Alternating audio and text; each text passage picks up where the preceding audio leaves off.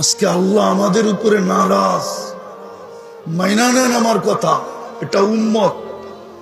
কয়েকজন হুজুর দেখা মনে করেন না, টঙ্গী ইস্তেমা দেখা মনে করেন না যে আল্লাহ পক্ষে চলে আসবে। এটা উম্মত, উম্মত, উম্মত, একটা দল না। এটা উম্মত, উম্মত, উম্মত। বোঝেন না আপনি? চোখের পানি ঝরানো উম্মত এটা। 23 বৎসরের ভিতরে একদিনও চোখের পানি শুকায় নাই। আমার কাছে প্রমাণ আছে। দুনিয়ার থেকে যখন বিদায় নিতেছিলেন তখনও চোখের পানি শুকায় নাই, জড়তে ছিল। প্রমাণ আছে, কবরে এখনো কাঁদতেছেন। আমি গত 16 আগস্ট ছিলাম মদিনা মুনাব্বারায়। যখনই যেই আমার মন চায়, যদি একবার অনুমতি দিত, আমি রওজা একটু কান পাইতা শুনতাম যে ভিতরে কি বলে।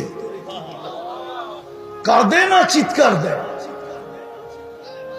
না চিৎকার দিয়ে বলে মা বি উম্মতি, আমার উম্মতের কি হইল?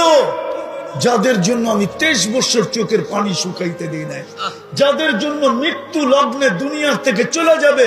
জিবরিল জিজ্ঞাসা করছে, আতাবকি ওয়া আনতা ইলা রাফিকিল আলা, আপনি তো আল্লাহর সান্নিধ্যে চলে যাবেন, এখনো কাঁদেন কেন? অথচ 6-9 ফ্যামিলির ঘরে বাতি জ্বালানোর মতো তেল ছিল না। ক্ষুধার্ত যেতেছে দুনিয়ার থেকে, ক্ষুধার্ত। হাসান হুসাইন ক্ষুধার্ত, ফাতেমা আলী ক্ষুধার্ত, 9 ফ্যামিলি ক্ষুধার্ত। কারোর জন্য কোনো অভিযোগ নাই। বলতেছে জিবরিল ফামান লিবাদিলি উম্মতি, আমার উম্মতকে কে দেখা রাখবে এটা বলো। আবুল সামরকান্দি তো লেখছে, ওলামা মানুক আর না মানুক, আবুল সামরকান্দির কিতাব পড়া দেখেন। শুধু একটা পড়লে পাবেন না, সবগুলা পড়তে হবে আপনাকে। আর আমিও এরকম এক নাসর বান্দা, আমি কিতাবের নাম কাউকে বলি না, কারণ আমি বড় কষ্ট করে খুঁজা বাহির করছি। কেউ বললেই যে বলে দিব, ফোন করলেই যে দিয়া দিব, আমি ওই পাবলিক না। আমার কাছ থেকে আপনি পিটায়ও কিতাবের নাম বের করতে পারবেন না।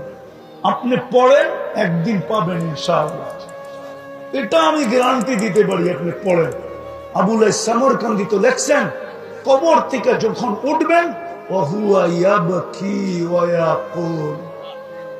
চোখে পানি থাকবে, মুখে চিৎকার থাকবে, জিবরিল চতুর্দিকেই তো ফাঁকা, ময়দান তো ফাঁকা, উম্মত তো দেখি না, উম্মত কোথায়? জিবরিল সান্ত্বনা দিবে, মা শাক্কাল আরদা আহাদুন ইল্লা আনতা, আপনি ব্যতীত জমিনের উপরে কেউ ওঠে নাই। উম্মত কোত্থেকে উঠবে? আপনি শান্ত হন। পরেরটা শুনবেন।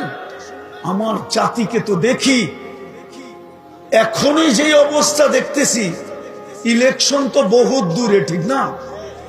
হ্যাঁ, এখনই তো অবস্থা অন্যরকম না? কি কন? ইলেকশন আইলে তো আরো দেখবো, ঠিক না? অতীতেও তো দেখছি, ঠিক না?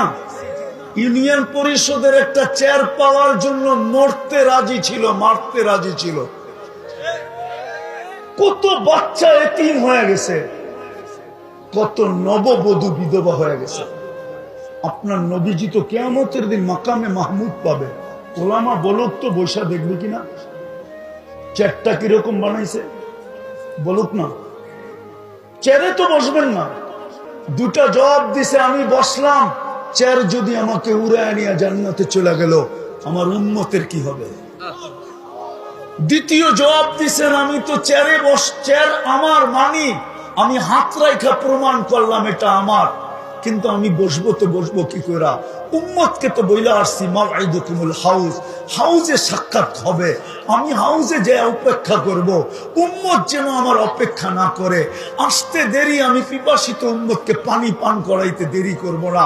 আমি হাউজে ছুটা যাব, উম্মতকে পানি পান করাবো, আবার আমি মিজানে ছুটা যাব।